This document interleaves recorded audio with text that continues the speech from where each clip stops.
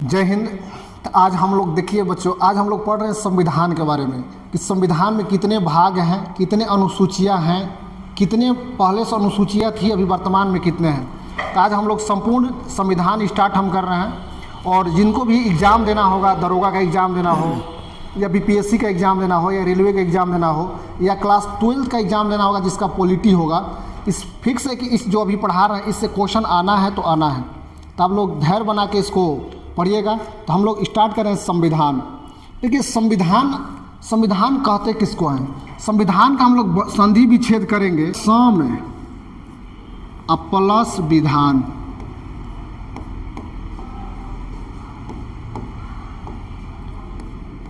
बराबर संविधान।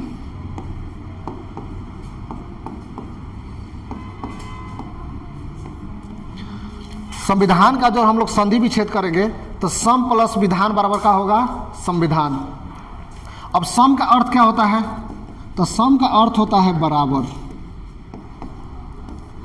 अब विधान का अर्थ होता है कानून। यानी संविधान किसको बोलते हैं? तो सम माने होता है बराबर, विधान माने होता है कानून। यानी सभी के लिए बराबर नियम कानून को ही संविधान कहते हैं। यानी अब गरीब हैं चाहे अमीर हैं, राजा हैं चाहे रंक हैं, सबके लिए संविधान क्या है? बराबर है। ऐसा नहीं है कि आप कोई अमीर है तो उसके लिए अलग संविधान है, जो गरीब है उसके लिए अलग संविधान है। संविधान के लिए सबके लिए नियम कानून क्या है? बराबर है। अब ये मन में आता है कि संविधान है क्या? तो देखिए संविधान जो है एक तरह से जैसे क्लास 10 का गणित का बुक है, मैथ का, उसी प्रकार से संविधान एक किताब की तरह ही एक बुक ही है। क्लास 10 का मैथ का एक बुक है, एक किताब हो गया। इस किताब में आप लोग देखिएगा उसमें एक अध्याय रहता है। हम क्लास 10 का एक मैथ का बुक ले लिए, उसमें देखिएगा अध्याय रहता है, अध्याय रहता है उस किताब में। इसके बाद उसके देखिएगा उसमें पेज नंबर रहता है। अध्याय फर्स्ट में देखिएगा उसमें क्या रहेगा? पेज नंबर रहता है। इसके बाद उस किताब में देखिए कुछ ना कुछ ही, आप देखिएगा लास्ट में कुछ ना कुछ मुख्य बातें लिखी रहती है जो संक्षिप्त में लिखा रहता है। संक्षिप्त में कुछ ना कुछ मुख्य बातें लिखी रहती है उस किताब में, मुख्य बातें। तो हम यहाँ पे एग्जाम्पल के रूप में एक किताब ले लिए। किस क्लास का ले लिए किताब? हम लोग 10 क्लास का एक किताब ले लिए, 10th क्लास का। और 10th क्लास की किताब ले लिए तो उस किताब में क्या रहेगा? अध्याय रहता है। जैसे फर्स्ट अध्याय में लिखा वास्तविक संख्या हो गया, सेकेंड में हो गया बहुपद हो गया। उसी तरह से पेज नंबर, उसमें देखिएगा कुछ ना कुछ पेज नंबर रहता है उस किताब में। उसी तरह से हमारे संविधान में, अब देखिए जो बुक हो गया ना, इस बुक की क्लास 10th का हो गया, इसी बुक को हम लोग कह सकते हैं संविधान। क्या कह सकते हैं? इसको बोल सकते हैं हम लोग, जो ये बुक हो गया इसको हम लोग कह सकते हैं संविधान। संविधान कह सकते हैं। ये अध्याय है, इसी अध्याय को हम लोग बोलते हैं भाग। और जो ये पेज नंबर है, इस पेज नंबर को हम लोग बोलते हैं अनुच्छेद।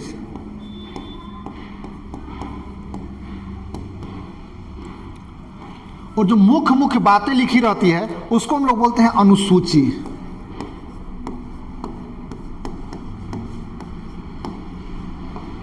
अनुसूची। तो जैसे हमारे क्लास 10th का मैथ का बुक है उसी तरह से हमारे संविधान हो गया। जैसे क्लास 10th के मैथ के बुक में होता है, उसमें देखिएगा अध्याय दिया रहता है, उसमें टोटल 15 चैप्टर है। उसी तरह से हमारे संविधान में उसको भाग बोलते हैं। इसके बाद देखिएगा पेज नंबर आता है कि यहाँ से यहाँ वास्तविक संख्या, उसको हम लोग बोलते हैं अनुच्छेद। जो मुख्य बातें दी रहती है उसको हम लोग बोलते हैं अनुसूची।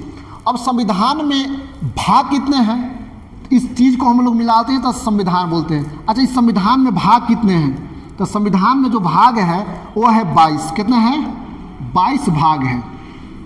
अनुच्छेद कितने हैं संविधान में? तो हमको अनुच्छेद 395 है। अनुच्छेद कितने हैं? 395 है। अनुसूचियाँ कितनी हैं? देखिए मूल संविधान में अनुसूचियाँ 8 थी, वर्तमान में 4 को जुड़ गया, टोटल अनुसूचियाँ कितनी हो गई? 12। इसको एक्यूरेट मिलाते हैं तो इसको हम लोग बोलते हैं संविधान। क्या बोलते हैं? संविधान बोलते हैं। तो संविधान में कितने भाग हैं? 22 भाग हैं। अनुच्छेद कितने हैं? 395। अनुसूचियाँ कितनी हैं? 12 वर्तमान में, पहले कितने थी? 8। तो जैसे हमारा क्लास 10th का मैथ का बुक है, उसी तरह से एक बुक का संग्रह है जो बुक में अध्याय रहता है, पेज नंबर रहता है, उसमें मुख्य मुख्य बातें रहता है। उसी तरह से हमारे संविधान में वो अध्याय को हम लोग भाग कह देंगे, उस पेज नंबर को हम लोग अनुच्छेद कह देंगे, और जो मुख्य मुख्य बातें लिखी रहती है उसको हम लोग बोल देते हैं अनुसूचियाँ। इसको हम लोग क्या बोलेंगे? अब देखिए कोई भी चीज़ होता है, पहले मुख्य बातों को पहले निपटा देते हैं। तो पहले इस जैसे क्लास 10th में मुख्य मुख्य बातें रहती हैं, उसको हम लोग संविधान में अनुसूचियाँ बोलते हैं, अनुसूची। तो अनुसूची टोटल कितनी थी संविधान में? अभी वर्तमान में अभी अनुसूची है 12, पहले कितने थी? 8। तो हम लोग चलते हैं, देखते हैं अनुसूची। तो हम लोग देखते हैं अनुसूची। जो मूल संविधान में 8 अनुसूचियाँ थी, वर्तमान में अनुसूची की संख्या 12 है, जिसको हम लोग इंग्लिश में शेड्यूल बोलते हैं। तो अनुसूची देखते हैं, अनुसूची मूल संविधान में कितनी अनुसूचियाँ थी? 8 अनुसूचियाँ थी। वर्तमान समय में जो अनुसूची है वो हो गई है 8 पहले थी और 4 और जुड़ गया है। तो वर्तमान में अनुसूची की संख्या कितनी है? 12। वर्तमान में अनुसूची कितनी है? 12। तो हम लोग एक अनुसूची को देखते हैं। आइए, अनुसूची फर्स्ट में क्या बोला गया है? पहला अनुसूची में, अनुसूची फर्स्ट में कहा गया है कि भारत राज्यों का संघ है। भारत क्या है? राज्यों का संघ है। पहला अनुसूची में कहा गया है भारत राज्यों का संघ है। भारत क्या है? भारत राज्यों का संघ है। अनुसूची फर्स्ट में कहा गया है भारत राज्यों का संघ है। संघ यानी एक यूनियन है, अनुसूची फर्स्ट में बोला गया है। इस संघ में कितने राज्य हैं? इस संघ में 28 राज्य और 8 केंद्र शासित प्रदेश। राज्य 28 गो है और केंद्र शासित प्रदेश यूनियन टेरिटरी जो है वो वर्तमान में 8 है। तो अनुसूची फर्स्ट में क्या बोला गया है? भारतीय संविधान के अनुसूची फर्स्ट में कहा गया है भारत राज्यों का संघ है, यानी यूनियन है, और इस संघ में 28 राज्य और 8 केंद्र शासित प्रदेश है। तो दिक्कत, यूनियन अब किसको बोलते हैं? देखिए, यूनियन होता है, यूनियन बोलते हैं कि वैसे देश जो टूट के अलग नहीं हो सकते हैं उसको हम लोग यूनियन बोलते हैं।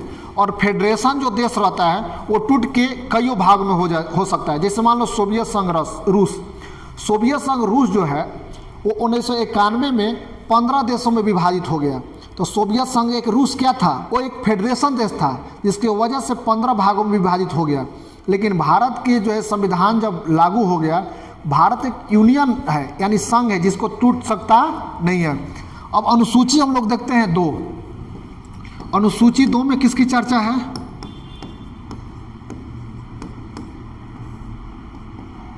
अनुसूची 2 में बताया गया है, इसमें जो है वेतन की चर्चा है। अनुसूची 2 में किसकी चर्चा है? विभिन्न पदाधिकारियों के वेतन की चर्चा है। किस अनुसूची में? 2 में वेतन की चर्चा है। किसकी है? वेतन की चर्चा है। अनुसूची 3 देखते हैं।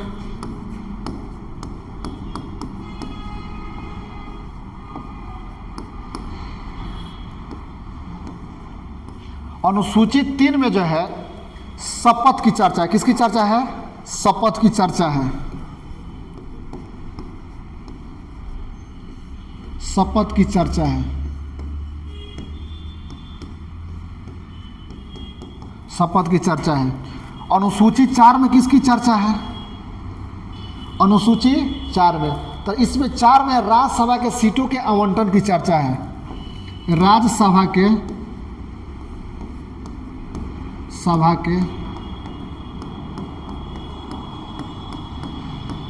सीटों के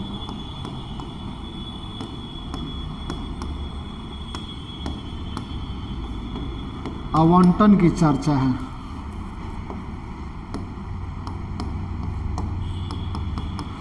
अनुसूची 4 में। अब हम लोग देखते हैं अनुसूची 5 में किसकी चर्चा है? आप लोग बताइए, 5 हम लोग जो लिख रहे हैं, ये 5 हम लोग जो लिख रहे हैं, ये 5 ये कैसा लग रहा है?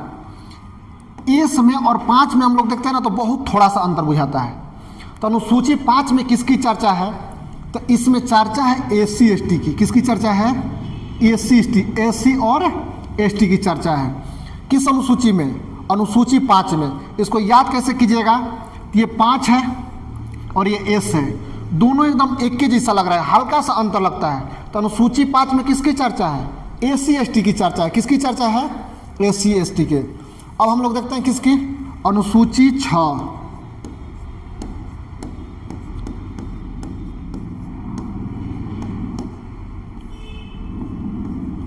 अनुसूची 6 में किसकी चर्चा है?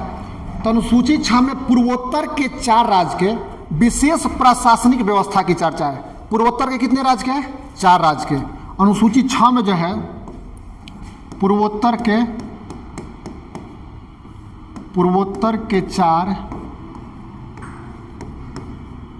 4 राज्य के, पूर्वोत्तर के 4 राज्य के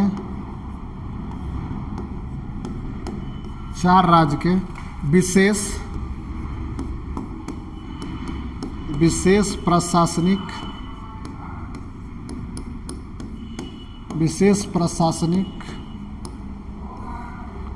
प्रशासनिक व्यवस्था की चर्चा है।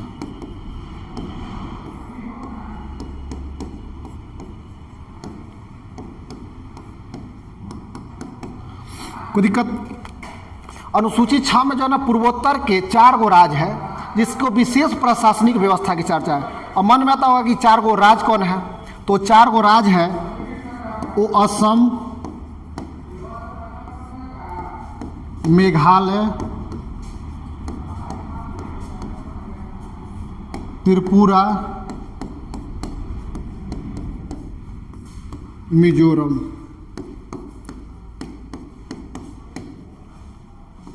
ये 4 गो राज्य है जहां विशेष प्रशासनिक व्यवस्था दिया गया है। कौन कौन? असम, मेघालय, त्रिपुरा, मिजोरम। तो अनुसूची 6 में किसकी चर्चा है? पूर्वोत्तर के 4 राज्य के विशेष प्रशासनिक व्यवस्था की चर्चा है। असम, मेघालय, त्रिपुरा, मिजोरम। ये अनुसूची 6 बहुत पूछा हुआ है। कोई दिक्कत? अब हम लोग देखते हैं अनुसूची 7। अनुसूची 7 देखते हैं।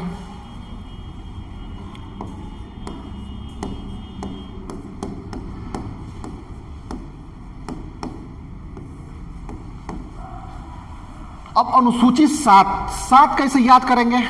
अब देखिए अनुसूची 7 में क्या है, हम लोग 7 कैसे लिखते हैं? समय पर 7 और 7 ऐसे लिखते हैं। अनुसूची 7 में जो है 7 हम लोग ऐसे लिखेंगे, समय पर 7 और 7। अनुसूची 7 में है शक्तियों की बंटवारा की चर्चा है। किसकी चर्चा है बाबू? शक्तियों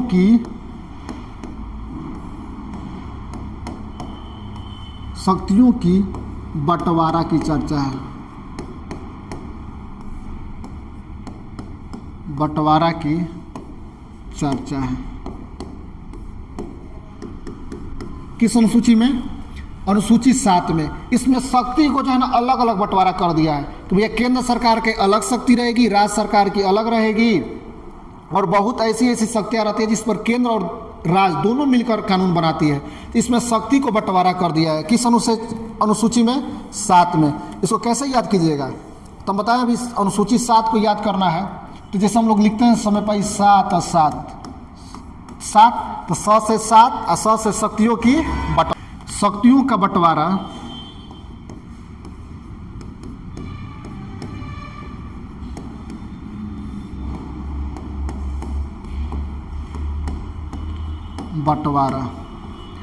ठीक है। शक्तियों का बंटवारा जो किया गया है, बंटवारा वो 3 भागों में किया गया है। कौन कौन? एक होता है संघ सूची,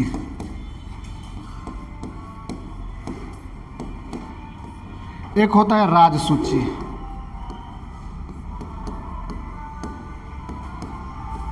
एक होता है समवर्ती सूची,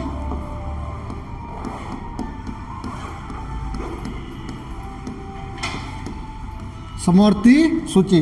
तो शक्तियों का बंटवारा किया गया है, इसको 3 सूची में बांट दिया गया कि भैया अलग अलग सूची रहेगा। संघ सूची, राज्य सूची, समवर्ती सूची। अब शक्तियों के बंटवारा में कानून अलग अलग लोग बनाएंगे। संघ सूची के विषय में जो भी कानून रहेगा इसमें केंद्र सरकार कौन बनाता है? संघ सूची के विषय पर कानून केंद्र सरकार बनाता है। राज्य सूची के अंतर्गत जो भी विषय रहेगा वो राज्य सरकार बनाएगा। और समवर्ती सूची में केंद्र और राज्य ये दोनों मिलकर बनाता है इस विषय पर कानून। केंद्र और राज्य ये दोनों मिलकर बनाता है कानून। कौन हो गया? समवर्ती सूची। तो ये शक्तियों का बंटवारा किया गया है। अब मन में आता होगा कि संघ सूची में कौन कौन विषय आता है, आखिर कौन कौन रहता है? तो संघ सूची में जैसे इससे संबंधित कौन कौन रहता है? जैसे सेना से संबंधित कोई भी कानून बनाएगा वो केंद्र सरकार बनाएगा। परमाणु विभाग से कोई भी संबंधित कानून बनाएगा वो केंद्र सरकार बनाएगा। डाकघर से संबंधित कोई भी कानून रहेगा वो केंद्र सरकार बनाएगा। बैंकिंग से संबंधित कोई भी चीज़ रहेगा वो कौन कानून बनाएगा? ये बनाती है केंद्र सरकार। इसमें संघ सूची में कुल जो विषय पहले थी, वो संघ सूची में पहले विषय जो थी वो 97 थी। कितना थी? 97 थी। वर्तमान में जो है 3 और जुड़ गया है और टोटल संघ सूची में जो विषय हैं वो 100 है। पहले कितना थी? 97। अब आते हैं राज्य सूची। राज्य सूची में जो भी विषय रहेगा इस पर राज्य सरकार कानून बनाती है। इसमें कौन को क्या क्या आता है? कृषि हो गया, जेल हो गया, इससे जो भी संबंधित रहेगा इससे कानून कौन बनाएगा? राज्य सूची एक राज्य सरकार बनाती है। अब इसमें कितने पहले विषय थे? पहले इसमें विषय थे 66। वर्तमान में कितने हो गए हैं? 61 विषय हो गए हैं राज्य सूची में।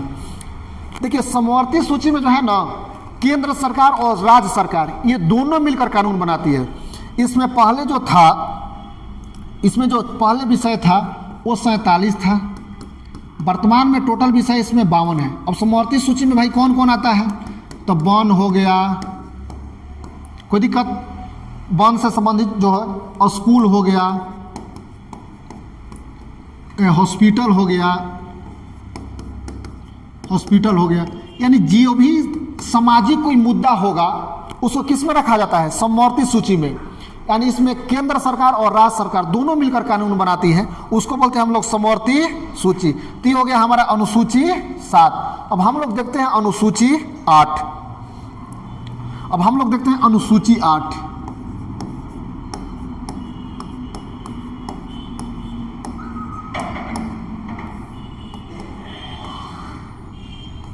देखिए अनुसूची 8। अनुसूची 8 में भाषा की चर्चा है। भाषा की चर्चा है। अनुसूची 8 में किसकी चर्चा है? अनुसूची 8 में भाषा की चर्चा है।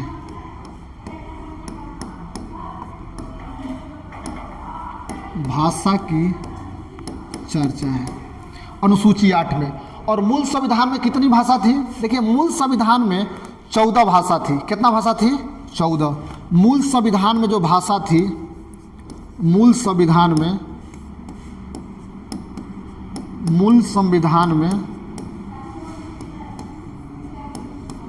14 भाषा थी।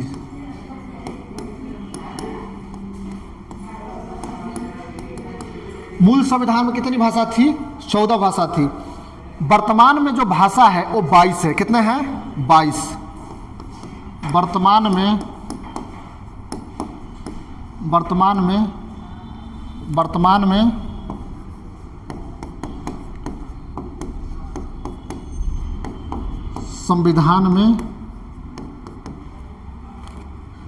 22 भाषा है। कितने भाषा हैं? 22 भाषा है। वर्तमान में जो है भारतीय संविधान में 22 भाषा है। मूल संविधान में कितनी भाषा थी? 14। भाषा की चर्चा किस अनुसूची में है? 8 गो है। हम लोग देखते हैं आखिर मूल संविधान में 22 गो भाषा है, आखिर कौन कौन भाषा है। ताइए हम लोग देखते हैं 22 भाषा कौन कौन है। अच्छा देखिए 22 भाषा से पहले हम लोग देखते हैं कि मूल संविधान में 14 भाषा थी। 15वां जो भाषा बना भारतीय संविधान में, 15वां जो भाषा बना, एक संविधान में संशोधन हुआ और संविधान में संशोधन हुआ 21वां संविधान संशोधन। 21वां संविधान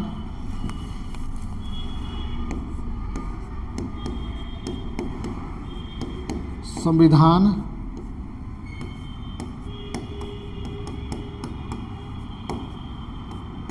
1967। ठीक देखिए संविधान में 21वां संविधान संशोधन 1967 हुआ और सिंधी भाषा को 15वां भाषा बनाया गया। किसको? सिंधी को जो है बनाया गया। कौन सा भाषा? ये बनाया गया था 15वां भाषा की मान्यता दिया गया। किसको? सिंधी भाषा को। इसके बाद संविधान में फिर संशोधन हुआ, 71वां संविधान संशोधन।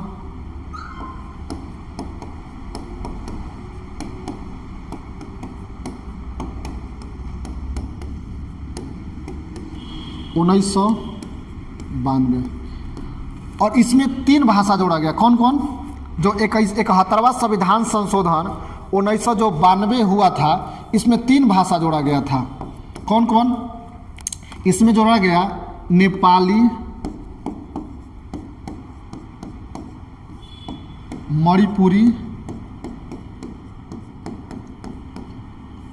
कोकड़ी।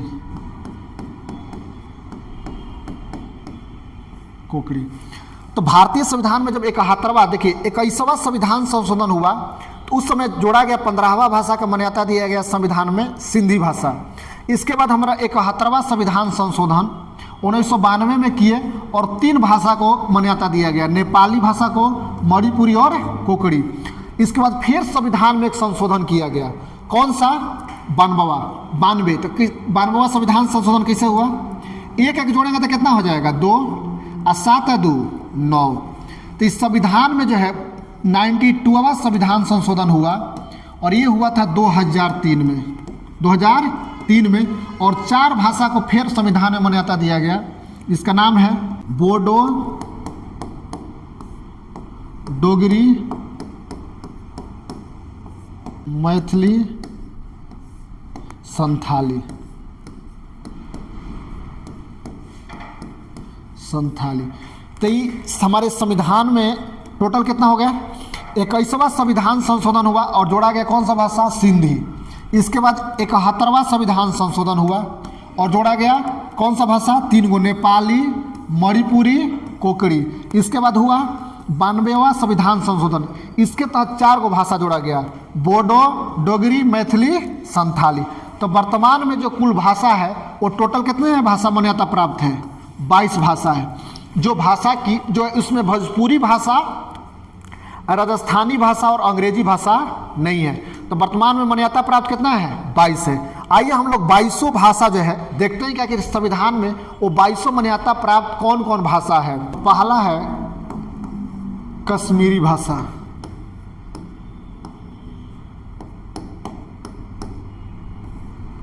दूसरा है सिंधी भाषा, तीसरा है पंजाबी, चौथा है पहला कश्मीरी, सिंधी, पंजाबी। इसके बाद है हिंदी, इसके बाद है बंगाली, इसके बाद है असमी,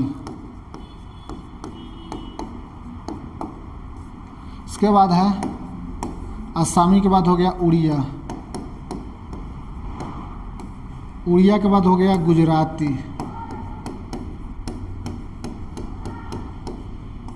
गुजराती के बाद हो गया मराठी, मराठी के बाद हो गया कन्नड़, कन्नड़ के बाद हो गया तेलुगु, तेलुगु के बाद हो गया तमिल, तमिल के बाद हो गया मलयालम,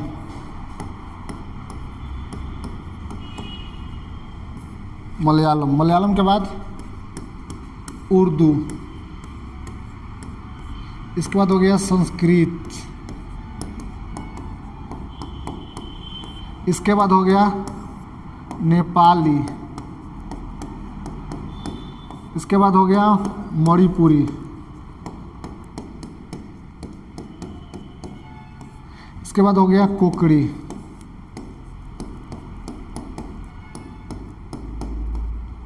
इसके बाद हो गया बोडो,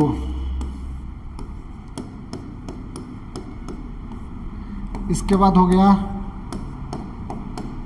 डोगरी, इसके बाद हो गया मैथिली, इसके बाद हो गया संथाली। तो ये हमारे भारतीय संविधान में यही 22 भाषा मान्यता प्राप्त है, जिसमें अंग्रेजी और भोजपुरी शामिल नहीं है। यही हमारा 22 भाषा। अनुसूची 9,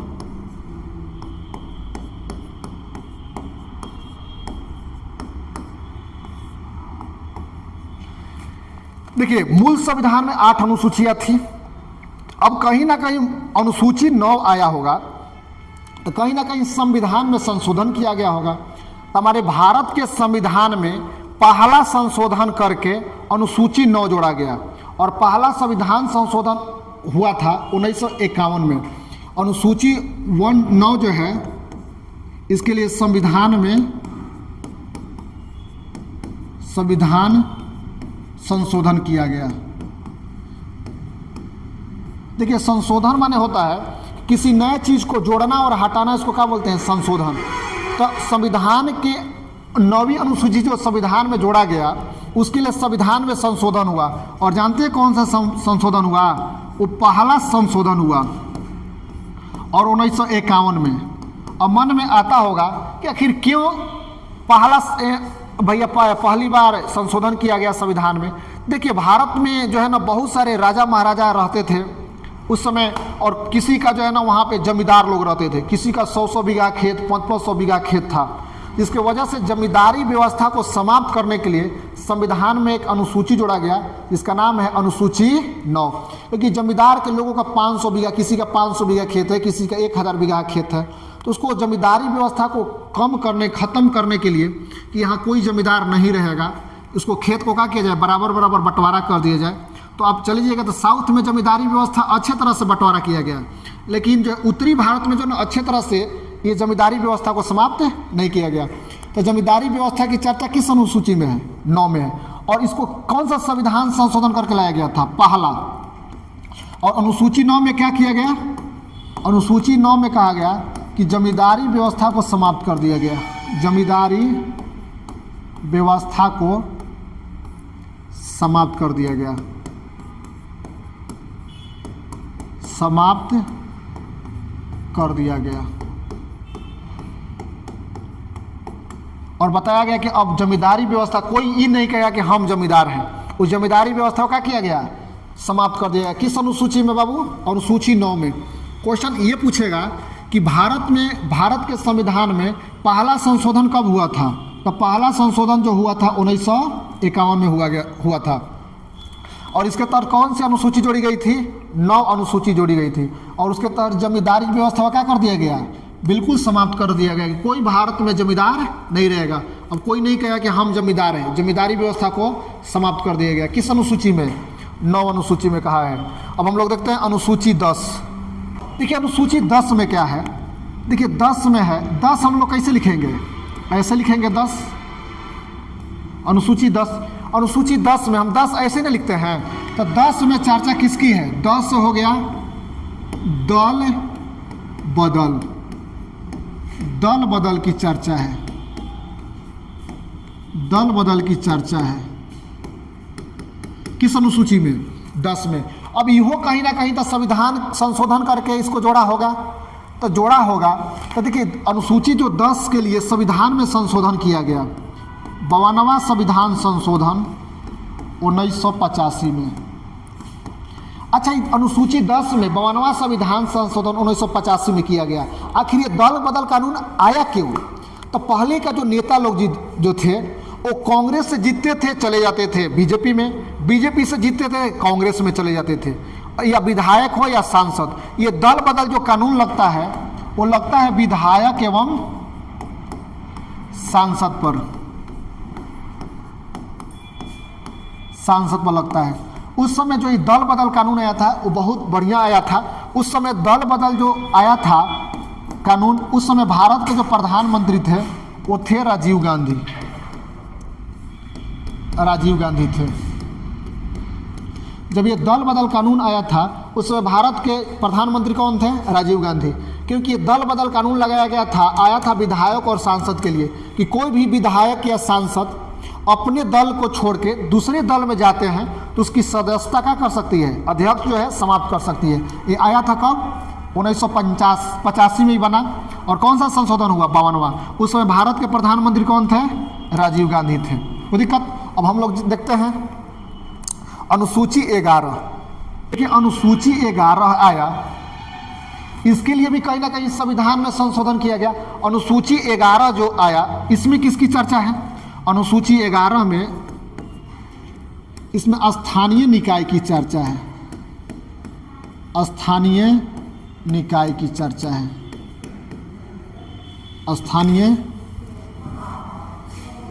स्थानीय निकाय की चर्चा है।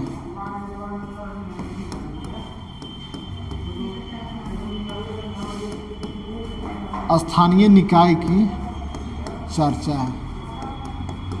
देखिए स्थानीय निकाय की चर्चा है।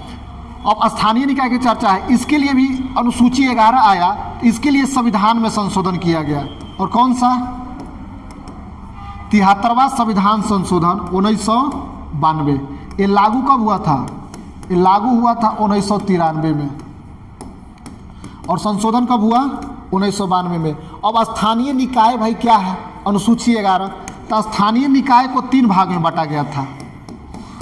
स्थानीय निकाय को जो है वो 3 भाग में बांटा गया था। और कौन कौन इसमें बांटा गया स्थानीय निकाय में? इसमें आ जाएगा गांव स्तर पर ग्राम पंचायत। गांव स्तर पर कौन सा पंचायत? ग्राम पंचायत। इसके बाद ब्लॉक स्तर पर पंचायत समिति और जिला स्तर पर जिला परिषद। जिला परिषद। तो स्थानीय निकाय को जो है इसको 3 भाग में बांट दिया। ग्राम पंचायत, गांव स्तर पर कौन? गांव स्तर पर रहेगा ग्राम पंचायत। ब्लॉक स्तर पर पंचायत समिति और जिला स्तर पर जिला परिषद, जिला स्तर पर। तो देखिए ग्राम पंचायत में जितना भी होगा ना, ग्राम पंचायत में जो भी कैंडिडेट रहेंगे, मुखिया हो गए, सरपंच हो गए, बीडीसी हो गए, पंच हो गए, वो कहाँ होते हैं? खड़ा ग्राम पंचायत में। तो देखिएगा लिखा रहेगा कि ग्राम पंचायत फलाना से बिगनी देवी ने उनका छाप रहता है कि बैगन छाप, खटिया छाप है कि नहीं, ये चारपाई छाप, वो सब कहाँ से खड़ा होती है? ग्राम पंचायत से। कहाँ से? ग्राम पंचायत से। पंचायत समिति में देखिएगा तो ग्राम पंचायत में कौन कौन आ जाएंगे? जितना हो गया इसमें पंच हो गए, सरपंच हो गए, दिक्कत वार्ड हो गए, मुखिया, बीडीसी, सभी किस में आ जाएंगे? ये आ जाएंगे ग्राम पंचायत में। कोई दिक्कत? पंचायत समिति में कौन आ जाएंगे? प्रमुख, उप प्रमुख, उप प्रमुख, ये आ जाएंगे अब किस में? पंचायत समिति में, यानी ब्लॉक स्तर पर। जिला परिषद में कौन आ जाएंगे? जिला स्तर पर जिला परिषद। आप लोग देखे होंगे जिला परिषद कोई ना कोई आपके होंगे। कोई दिक्कत? तो ग्राम पंचायत का चुनाव लड़ने के लिए उम्र कितना रहना चाहिए? 21 वर्ष। और इनके कार्यकाल कितने साल होते हैं? 5 साल होते हैं। कोई दिक्कत? ती हो गया हमारा कौन? अनुसूची 11 हो गया। तो कोई कौन? अच्छा मन में आता होगा कि सर जी प्रमुख किसको बनाया जाता है? देखिए जितना जो भी ग्राम पंचायत के जो बीडीसी लोग जीत के जाते हैं ना, जो ग्राम पंचायत के जो अलग अलग ग्राम पंचायत में देखिएगा, एक प्रखंड में ना 10 या 12 जो भी पंचायत रहते हैं, उस पंचायत में क्या किया जाता है कि एक बीडीसी उम्मीदवार होते हैं। और बीडीसी जो लोग जो जीतते हैं अपने में एक को चुन लेते हैं प्रमुख और एक को चुन लेते हैं उप प्रमुख। तो यही बीडीसी लोग अपने में चुनाव होता है और एक लोग कोई क्या करते हैं कि अपने में एक आदमी प्रमुख चुनेगा, एक आदमी उप प्रमुख। ये जो चुना जाता है ना वो अप्रत्यक्ष रूप से, अप्रत्यक्ष रूप से, यानी इसमें जनता भाग नहीं लेती है प्रमुख और उप प्रमुख को चुनने के लिए। लेकिन इसमें ग्राम पंचायत में ग्राम पंचायत के जितने भी कैंडिडेट होते हैं उसको चुनने के लिए जनता प्रत्यक्ष रूप से भाग लेती है। देखिएगा सबसे जो बिहार में सबसे बढ़िया चुनाव जो मज़ेदार चुनाव होता है वो ग्राम पंचायत का। अब मुखिया जी कहीं गए हैं, कोई मुखियान घर गया चाय मांगने के लिए, अब मुखियान चाय नहीं दी तो कहेगा कि ओहो मुखियानिया के यहाँ गए थे हमको चाय नहीं दी, अब वो कहेगा हम वोटे नहीं देंगे। तो मुखिया का चुनाव लड़ने में बहुत बिहार में क्या होता है, बड़ी समस्या आते रहती है। कोई गया मुखिया जी से बाइक मांगने के लिए, बाइक नहीं दिए मुखिया जी, तब कहेगा कि आओ तोरा अगला चुनाव में हम बताते हैं। बाइक गए थे मांगने के लिए, हमको बाइक नहीं दिया, तो बहुत तरह से क्या है, ग्राम पंचायत में बड़ी दिक्कत है बिहार में, कोई दिक्कत। तो ये हमारा हो गया अनुसूची 11। अब हम लोग देखते हैं अनुसूची 12। अनुसूची 12, अनुसूची 12। अनुसूची 12 में किसकी चर्चा है? इसमें नगर निकाय की चर्चा है। किसकी चर्चा है बाबू? नगर निकाय की चर्चा है। नगर निकाय की चर्चा है।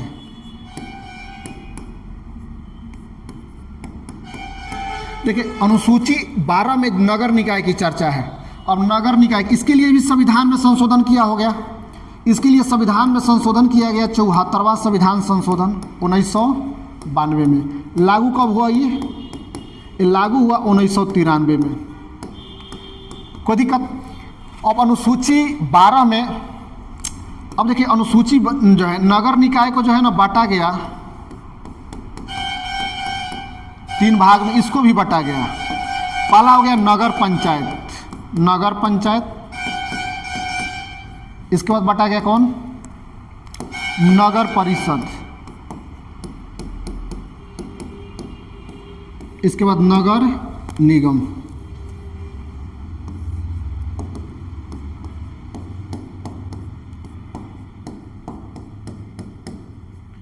नगर निगम, देखिए नगर निकाय को 3 भाग में बांटे हैं। नगर पंचायत यानी थोड़ी सी वहाँ वातावरण, शहरी वातावरण है, वहाँ पे हॉस्पिटल की व्यवस्था है, वहाँ पे कम से कम 10-20 गांव के लोग आते हैं मार्केटिंग करने के लिए, मानी वहाँ पे थोड़ी सी फैसिलिटी थोड़ा सा बढ़िया होता है, तो उसको ग्राम पंचायत से बना दिया जाता है नगर पंचायत। क्या बना दिया जाता है? नगर पंचायत। उसे थोड़ा सा बढ़िया फैसिलिटी मिला, जनसंख्या ज़्यादा बढ़ा तो नगर परिषद।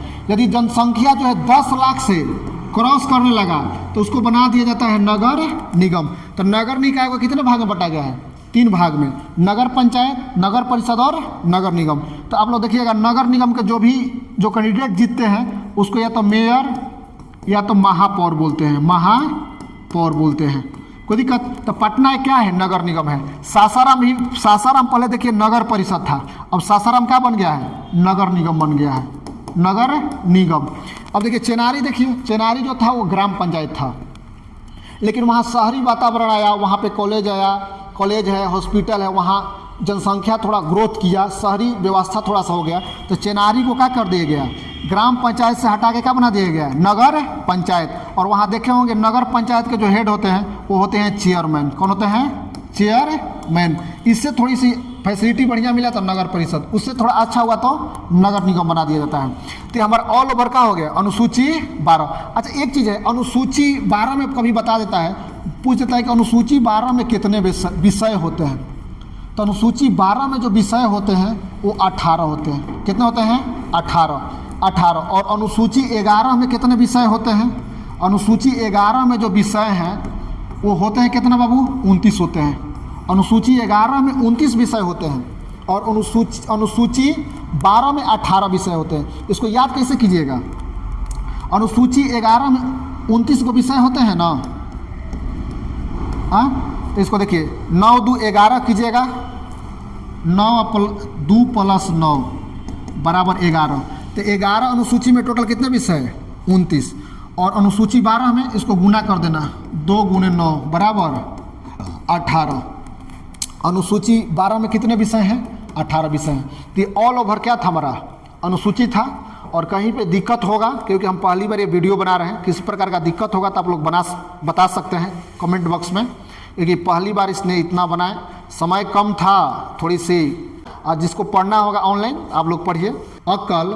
अक्ल बादाम खाने से नहीं आती है, अक्ल ठोकरे खाने से आती है। समझ नहीं है?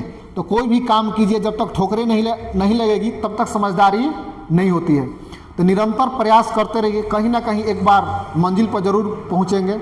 और हम बार बार यही बात बोलते हैं, एक बार बताते रहते हैं कि ज़िंदगी में आगे बढ़ना है तो संघर्ष बहुत ज़रूरी है। इसलिए हम बोलते रहते हैं कि ना संघर्ष ना तकलीफ, ना संघर्ष ना तकलीफ, तो क्या खाक मजा है जीने में, बड़े बड़े तूफान थम जाते हैं जब आग लगी हो सीने में। आप लोग यदि वीडियो अच्छा लगा होगा तो आप लोग लाइक और सब्सक्राइब करते रहिएगा।